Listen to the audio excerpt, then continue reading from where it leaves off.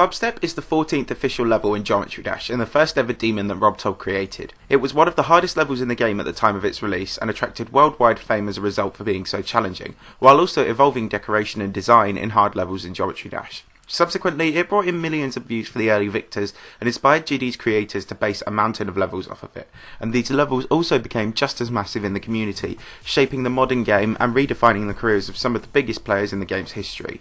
So the question is, what if it never existed? Like with loads of other levels we've analysed on GD theories, the impact of Clubstep being removed from the plane of existence means enormous changes to the landscape of GD, especially given how early on in the game's relative history it was released. With such a core level being so important to the game, some of the effects would be extremely widespread. So today I'm going to try and encapsulate these effects and repercussions into this episode as we ask the question, what if Clubstep never existed?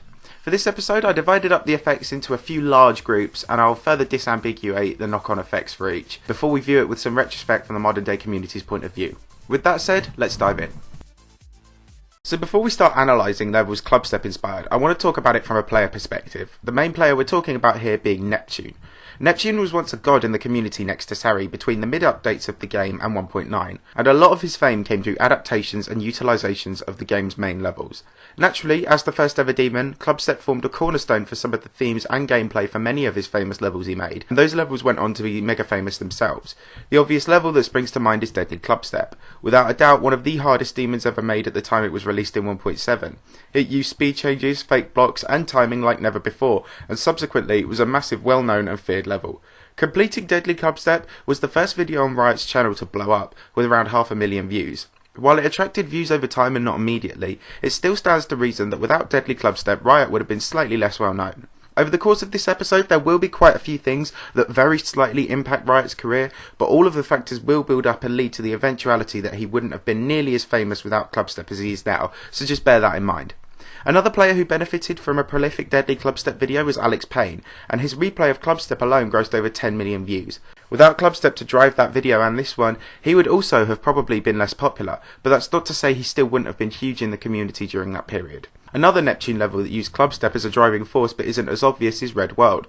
Red World didn't use any Clubstep gameplay, but it did use this song.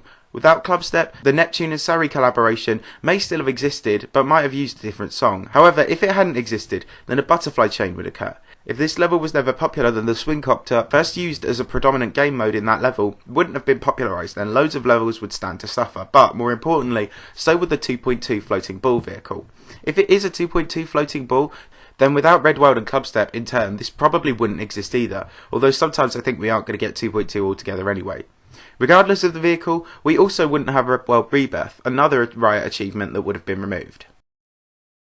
Now we come on to a key level Clubstep inspired, Ice Cub and Diablo X. Obviously, this is one that would have been fairly predictable, as Road Boss's most famous level that now sits at 100th on the Demons list 4 years after was simply an Extreme Demon remake of Clubstep that got featured. Without it, there would have been much less straight flying in the community in 2.0 due to Riot. Now obviously GD didn't have a bearing on Ryan getting a 144Hz monitor, which began the revolution, so eventually 144Hz monitors would have come into GD regardless, but Ice Cub and Diablo X sped up this process. Why? Because Riot, the level's first victor, had to master a very early but still relatively precise rhythmic flying form that came to be straight flying in order to complete it. If Clubstep never existed, Riot's flying abilities would have suffered, and though Cataclysm would have probably still been untouched in this reality, so Bloodbath would most likely still have been created, the flying parts in it would probably have been easier. As a result, if Bloodbath was easier, early victors like Serv and Quasar may not have been as renowned, and Bloodbath would have fallen down the list faster. Cast your minds back to 2.0 when straight flying was the hardest gameplay type to master, and perhaps without it, demons like Phobos would have been number 1 upon release, both in its 2015 unnerfed state and its 2016 rated version. So perhaps without Clubstep, Bloodbath wouldn't have stayed at number 1 on the list for the year that it did. There would also, as a result, definitely be fewer straight flying levels too. These are all points that I've touched on before, however, so if you'd like to explore the idea of Ice Cub and Diablo X never existing without Clubstep being removed, then you can watch my GD Theories episode where I explored the idea in greater detail. But whatever the case, Ice Cub and Diablo X inspired a lot of knock-on effects, and this is another factor that would have had a negative impact on Riot's career especially. Now we come on to the section which I found not only the most interesting, but that I soon discovered unexpectedly when writing this that it had the most knock-on effects. If Clubstep never existed, then another 1.6 impossible level remake, namely Silent Club, would have also ceased to exist. Play 1107696's Impossible and briefly rated 1.6 Demon is still massively famous today, and it actually inspired a huge amount. Obviously, the immediate effects of Silent Club never existing would be that the Super X version would never have been released, which is a super hard top 10 demon that gained a lot of fame around the community for being such an unexpected victory. Subsequently, all the rebirths would be gone too, most notably Hushed Halls, Airswipe's big rebirth and extension that is still in waiting for RPG Ricketti to verify.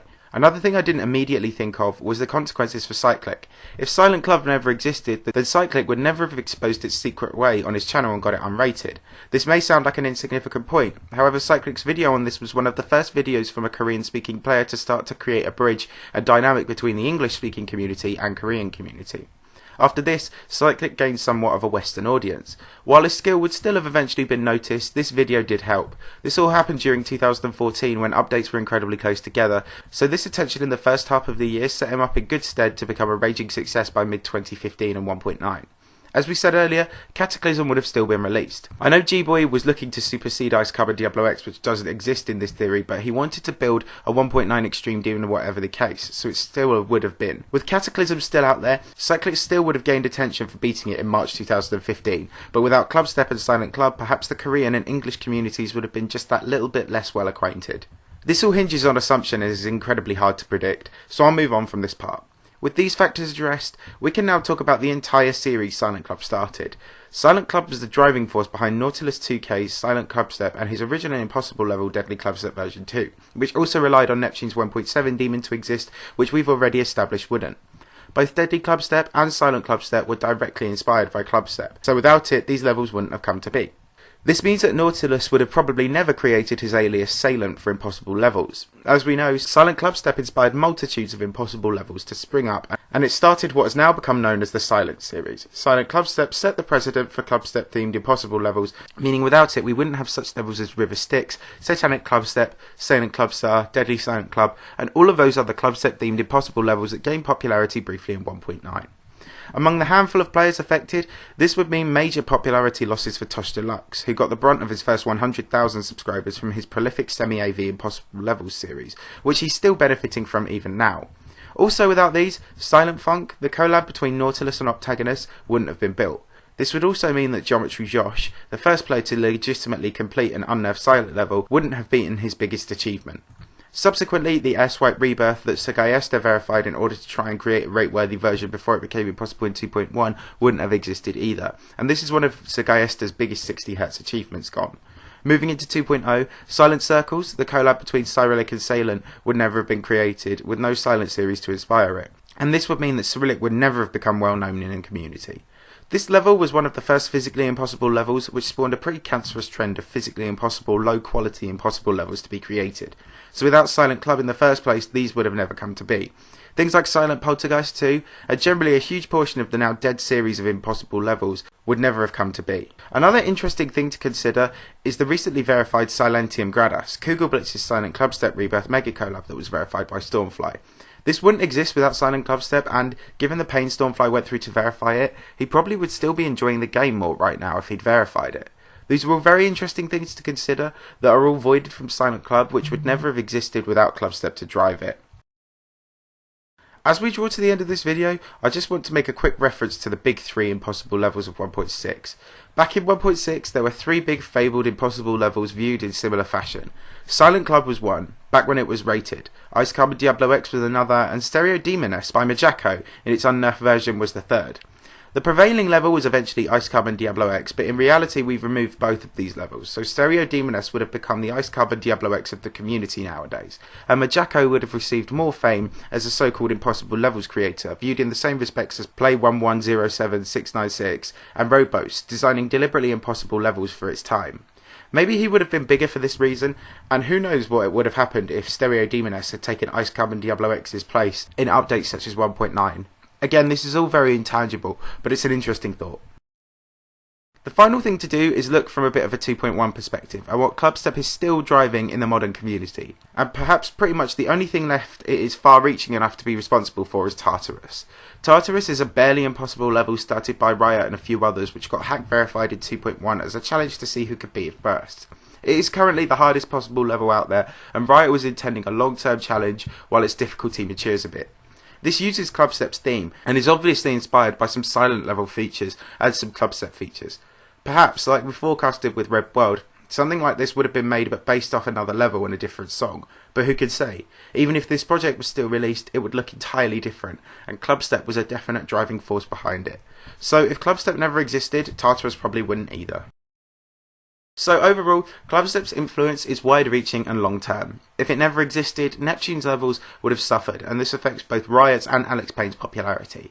Without Clubstep, Icecub and Diablo X would never have existed either, which was one of a duo of Cataclysm that completely changed the community. So without it, untold amounts would change, from gameplay to levels to the list ordering. Also, Silent Club would have ceased to exist, which had huge impacts, from its own rebirths, to Cyclic's introduction to the English-speaking community, to the entire Silent series being eradicated, and everything that it inspired going too.